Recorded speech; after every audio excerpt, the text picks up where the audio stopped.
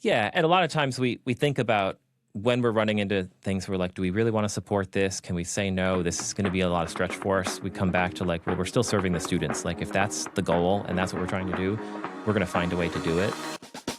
You're listening to the AV-IT Amplifier. Each week, we'll feature voices and ideas that need to be amplified in the higher education and pro-AV IT communities. This show is brought to you by higheredav.com. And now here's your host, Ryan Gray. Well, hello, everybody, and thank you for tuning in to the AV-IT Amplifier. As always, my name is Ryan Gray. I am your host, and if it is Wednesday, you know your feed has been refreshed with new content, and this Wednesday is no exception.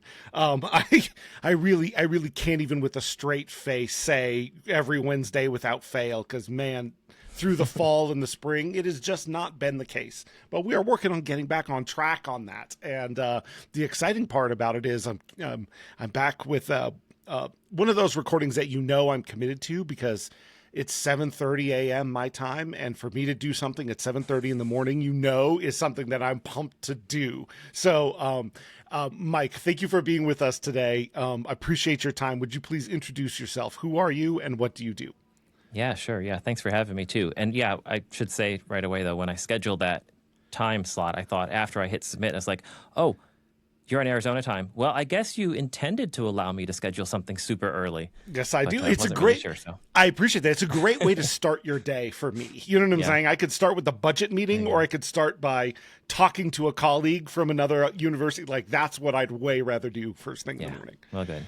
Yeah. So for me, it hasn't been as early, but I did get up earlier than usual today. There you go. But yeah, so I work at Goshen College here, small school in Indiana, private school, about 900 students, and I've been here a long time and do all the classroom tech support, AV installations, design. We support all the events on campus and all the athletics streaming and video and recording. So we do a lot of stuff with a few people, but it's a great team. So I enjoy it. That's awesome. Well, I love you kick off on that, because one of the first things when I'm talking to people that, especially if I don't know their institution, that's what you want to understand. So 900 students, like you said, that's about as small as they come, I think, in terms of student head count. So I, as always, love to ask the double barrel questions, but obviously that means, as you pointed out, you got to wear a lot of hats. You got to do a lot of things at a small institution. What draws you, or what do you like about a school of that size? What is it that's appealing to you about that? Yeah, I mean, there's probably a lot of things, which is probably part of the reason I'm here for so long. But being small, we really get to know everybody. And so it's really easy to be walking down the sidewalks and know either I have somebody in my class or works for me in the ITS media, or some other way. Especially the teaching faculty too, and the administrators, like they're all around. The president's always walking around when she's not busy, and pop in and can have lunch with her on any given day. You never know who you're going to run into. So that's really nice. That's cool. Yeah, there's oftentimes a little more of that, sense of community. I think everyone finds a sense of community on their campus, but your sense of community can encompass the whole institution at that size. Yeah. That's one of the things I like about my college as well, is you really can know everybody at a certain level. So I think that's really cool. Yeah. So how do you then, obviously, like you said, you've been there a long time. It's something that appeals to you. You know everybody. How does that affect how you go about, or how you've gone about doing the AV work that you do? Yeah, in terms of, I guess it's how would you rephrase that? No problem. Yeah. So the question would be, if you're working at a school where you can know everybody and everybody knows you, the advantage is that you can bounce things off of everybody. You can make connections. You can understand things. Or that's the good news. The bad news is there's nowhere to hide, right? Everything is out there. So how does that play into the work that you do kind of in your official capacity? Yeah. Okay. So thinking about, if we're working on a projects that are successful, everyone gives us a lot of gratitude and thanks for it. And when they're not, we might bump into the sidewalk and be like, oh, I was really frustrated with that job you did, or something like that. Yeah. Yeah. I mean, can't say it happens too often, but there's a lot of grace and forgiveness, I guess, between projects that we do. And I guess with that sense of community, people really want to work with us, and we really want to work with them. And I think that plays into it a lot. Yeah. Just the commitment to working together. And yeah, it's one of those, everybody kind of has to pull oars in the same direction. When the boat's not that big, you can't have that many people not pulling the same way. So, and a lot of times we think about when we're running into things, we're like, do we really want to support this? Can we say no? This is going to be a lot of stretch for us. We come back to like, well, we're still serving the students. Like if that's the goal and that's what we're trying to do, we're going to find a way to do it. Yeah. Because in the end, it's for them and their experience.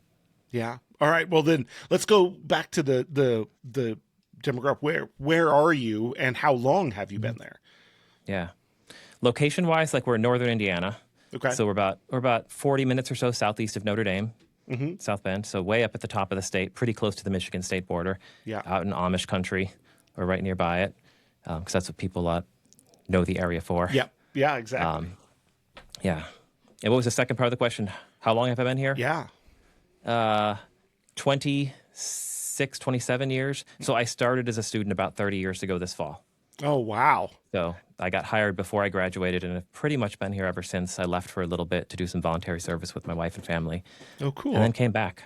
Holy cow. Yeah. So that's a lifer at this point. Do you consider yourself institutionalized now?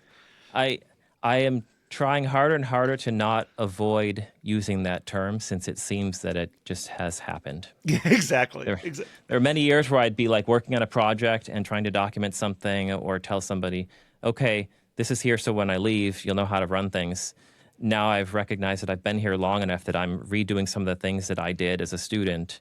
Yeah. And trying to say, well, okay, so instead of future somebody is going to have to deal with this, it might just be future Mike. Yeah, so exactly. let's not shoot my own self in my own foot.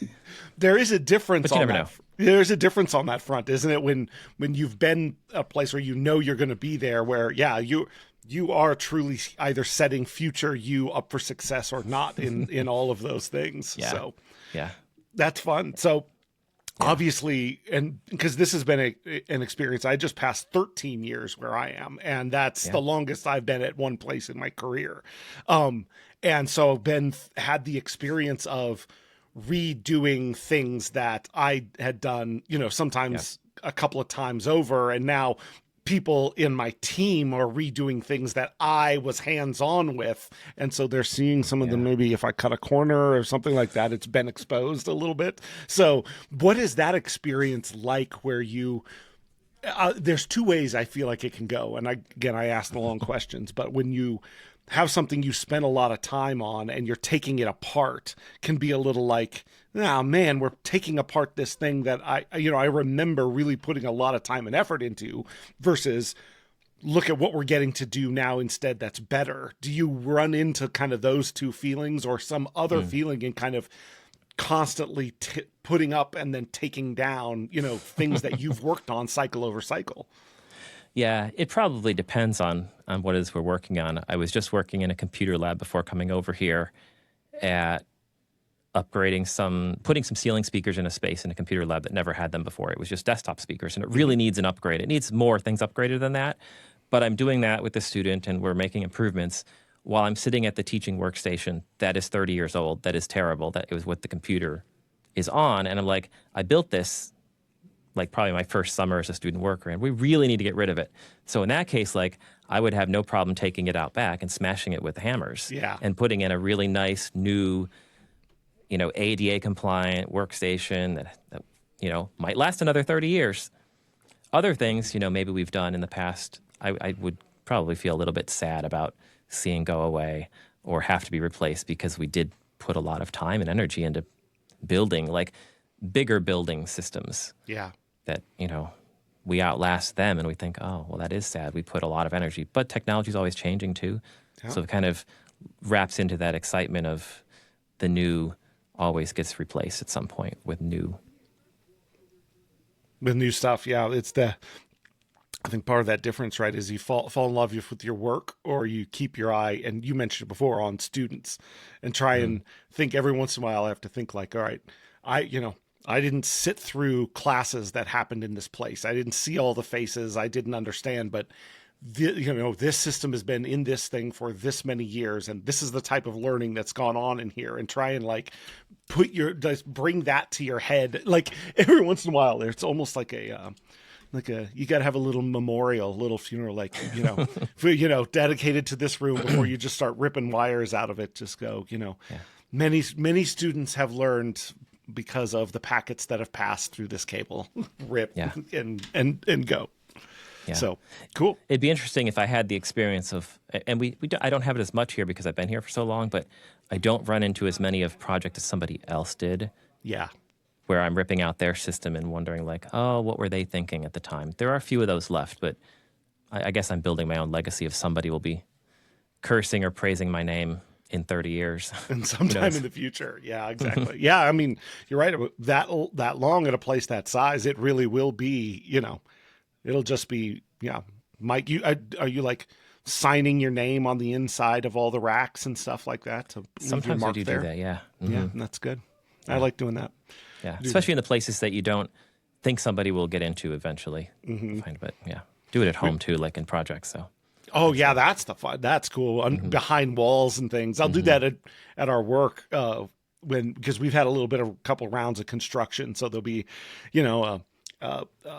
walls or things being put in, that are getting sealed up. And so we'll try and sneak things into them, stickers, you know what I'm saying? There's may or may not be some Hetma stickers buried in the walls of Yavapai College. The annoying part is I did a bunch at a campus, and then I came back like 2 weeks later, and the contractor, some of them were my business cards, and they're like, hey, we found these business cards. And I was like, those are supposed to be there. Stop pulling them out. That was on You've purpose. Ruined the time capsule, huh? Exactly. They ruined it, yeah. Exactly. Yeah. So, yeah, I think that stuff's fun.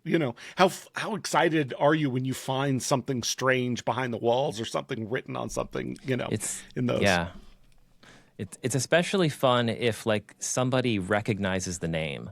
Like if this was built in 1974 and it's so-and-so, we're like, I may not know who that is, but I might talk to somebody else who's been here a while. They're like, oh, yes, I remember that person or something like that. Yeah. But, haven't found more than signatures. Like it'd be fun to find stickers or business cards or like, although we did find a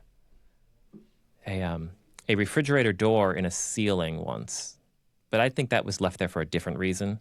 A refrigerator drip. door? Yeah, like laying on top of some ceiling tiles. It was probably to catch some like dripping liquid or something, but we're not sure how it got up there because it was bigger than the tile grid.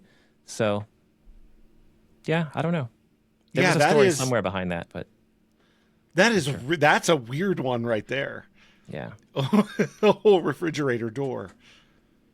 How do I? Yeah. How do you get you? Why? Yeah, something that's bigger than the ceiling tiles would allow to go up there. Something that was done with some intention. So, yeah, interesting. I like.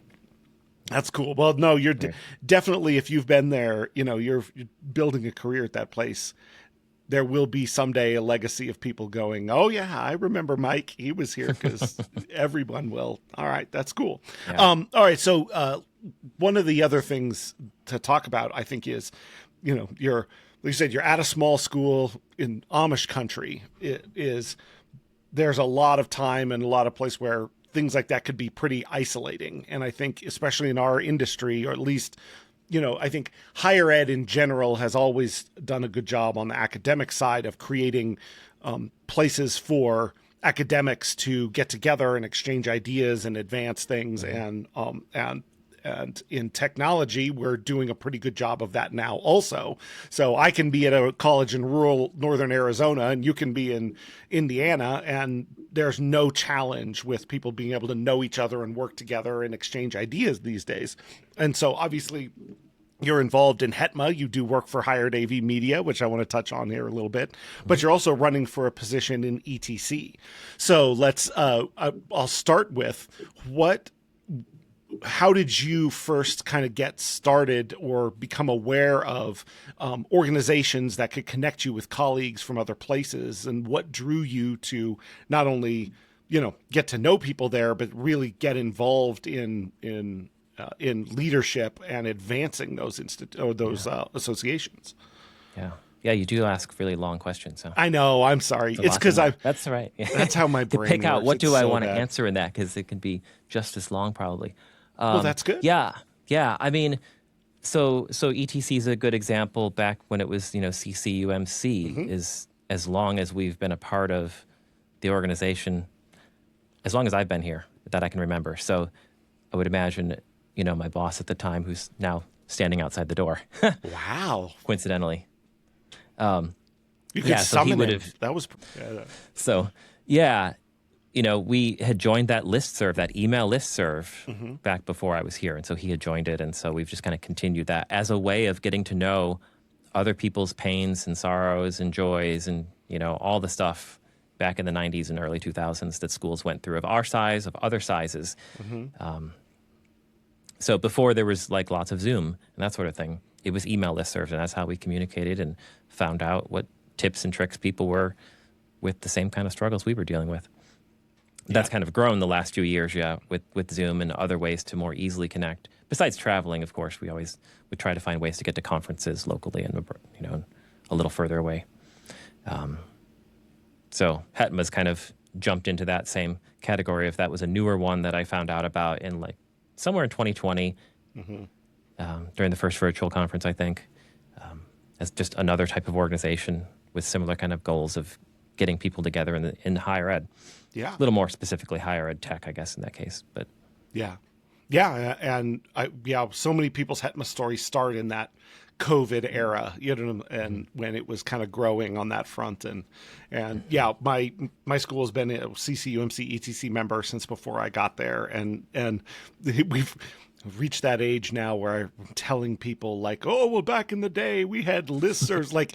Email listserv is now an ancient old thing, right? That idea that's there was no these online platforms where you just jumped on and Zoom meetings and all of the ways that you can be just as connected to people across the country as you are to people on your own campus. And so it was just these names and email signatures that came across this, it's almost like describing somebody a newspaper these days, an email listserv.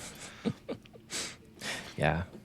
Well, that's what makes being able to go to either virtual conferences, attend virtual conferences, or go to in-person ones is nice too, because then you can also get those faces with all those names, and really get to know kind of who they are, and have some sort of face-to-face conversations too.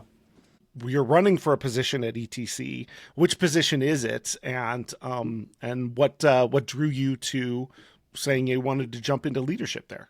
Yeah, I think so. It's for secretary, because that one sounded the most easy for me and capable in my skill set to be able to slip in, possibly as a way to, do a little bit more on the inside, gain a little bit inside knowledge in how the organization runs and help them.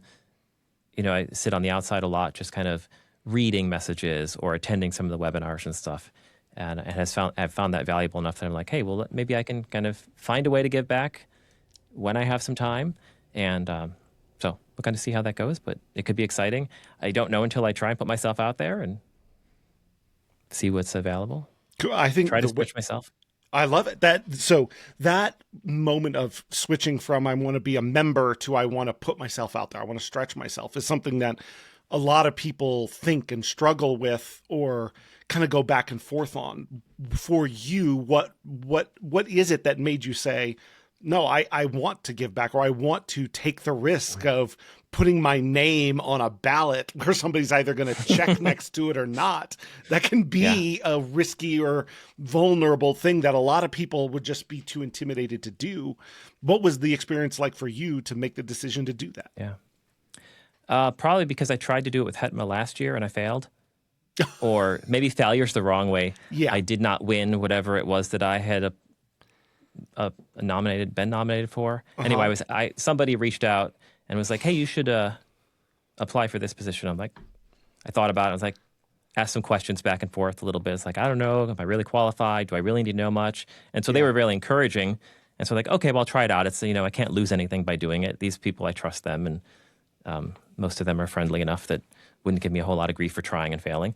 Yeah. But since that didn't work out, I was like, this other one came up a few months ago, and I was like, oh, well, this looks interesting too. Some of the same people are involved, right? I mean, it is a small community in a way. So I thought, so that made it easier, having done it once before. Yeah, I guess would be why I could try this one. Not that I might, never try HETMA again. Who knows? Well, that's coming around. We're always again. looking for people. You know what I'm Right, saying? that's coming There's around new again too, so. chairs every year. Yeah. So for your experience, sort of the invitation in by somebody kind of made the difference of somebody telling you, like, I think you'd be good for this, and there to kind of answer questions and invite you into the process. Yeah, I think I've kind of recognized that's the kind of person I am, and I'm trying not to be as much that person that waits for an invitation. Because I've always been somebody who's like, yeah, if somebody wants my help, I'll probably say yes, but I don't often go out and put myself out there unless somebody's invited me. Right. I don't think there's, I wouldn't worry. I don't think there's much wrong with that. There is that, but I think it's a message for everybody to think, like, there are, who can you invite into whatever it is you're working on, be it on your campus or between campuses or in other organizations. There's usually someone who would say yes if, they're just waiting for somebody to say, hey, I think this would be good, or are you interested in X? So, I think that's a good message for everybody. Yeah. All right. And since it is a competitive election and you are running against somebody, would you like to throw some trash, put a little dirt out there against your opponent? You know what I'm saying? Any takedown we want to do? I know. Well, when I saw the nominations, I don't know who this person is. Maybe I should be doing some background information checking and seeing, but with an incumbent, it's always hard to unseat an incumbent. Mm-hmm. But maybe to get rid of the establishment would be the better way to go. There we go. Some fresh eyes. It's all the same people running for all the same positions, but that sounds too political.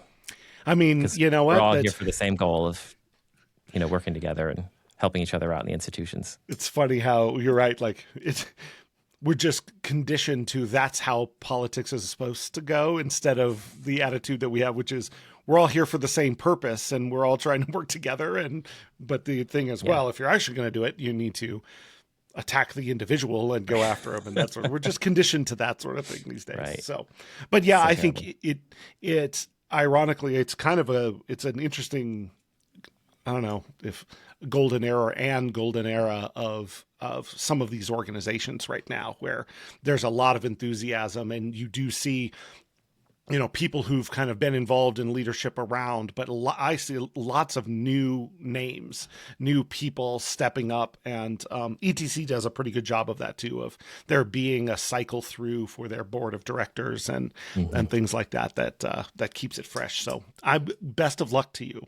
I think that would be good. And you know what I'm saying? If you need a campaign manager or something like that for a future one, I did actually run for an actual public office one time and lost. So, you know what I'm saying? I understand. So you know how to lose. Yeah. Oh, I'm a great loser. You know what I'm saying? That should be on my business card. Like, top quality loser right here is this guy. You know what I'm saying? So, nowhere to go but up. Exactly. Yeah, and I think I don't think I really bumped when you said, "Oh, I tried that at HETMA and failed." Like, I really think it's the wrong word. You know what I'm saying? Like, to raise your hand for a volunteer position and that sort of thing and all that. There's no, that's not a mark of success or failure. That's a success regardless. You know what I'm saying? And then you end up having to do the extra work. So congratulations. That's true. Yes. All right. Yeah, it might have been after that I offered to help out with Higher Ed AV Media. So maybe it was to your benefit then that I didn't win. There you go. Well, I wanted to ask about that, because to that point of just sort of, you say, finding ways to get involved or raise your hand and that sort of thing is in one of the things where we continue to work on in Higher Ed AV Media is getting people involved who might not normally think of it. And for a long time, the call to action has been, you want to write something? You know what I'm saying? We'll publish it. You want to do, and it's always felt like either you have to write something or you have to be on camera and talk. And those are the only things of value, when behind the scenes, all the other work there's a ton that goes into, right, making things work on time, getting them up, being consistent and that sort of thing. And you really literally just jumped in and said, it's no secret that the AV life has been around a long time, but one of the things they struggled with is they would real good at doing their recordings, not so great at the follow-up of getting them processed, posted, and put out. And so when we jumped on that this year, you jumped in and said, yeah, I would love to help with that. And now week after week, every Monday, that show is up and out. What has the experience been of being involved in getting a podcast up and out to listeners every week? Yeah. Yeah. I mean, it certainly was kind of a way to kind of get my foot in the door to say like, oh, maybe I could help. Maybe you could take that chance on me and trust me to do something. And then some other opportunities might be more easily available. Like if you don't really know who I am, recognize my name or face, because I don't sit in front of the camera and do podcasts much or anything like that. You hear my name and see it in the writing somewhere that, oh, he's helping out with this and consistency, and all that sort of thing. So yeah, that's kind of how I get started with it. It's been fun for certain. It's been a little bit of extra work, but that's how everything is. But I was willing to do that extra work, and so like I set some time aside every day, or not every day, every week, and have a spot in my home to work on that. Cool. And it's been fun to kind of learn the process, see how the recordings are made, see how the people are. Yeah, they've all been supportive and helpful too when I've had questions, trying to figure it out as I go as well. It's like, is this good enough? Is this writing okay? The most recent one, working on the different hero images, that's been a fun new challenge. It certainly was nice to just use the same graphic every week, but at the same time, that gets boring for certain. And so for this last one, I wanted to make it a little bit more tailored to the release of Murphy's book. Yeah. And so I felt like I needed to ask permission that I could actually use an image of the book on it.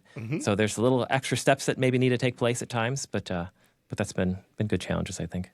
That's awesome. And I would say, like, if you're listening to this and you're wondering if Mike would make a good secretary for ETC, I can tell you consistency and follow through is at the highest possible level, with not that much information and training that went into it. Like, here's a document with some stuff and a video that I recorded of me doing one that's pretty long and chaotic. And not only, is it something that's happening on a very regular basis, but like you said, you can see the care that's going into what you're doing. You're not just getting it done.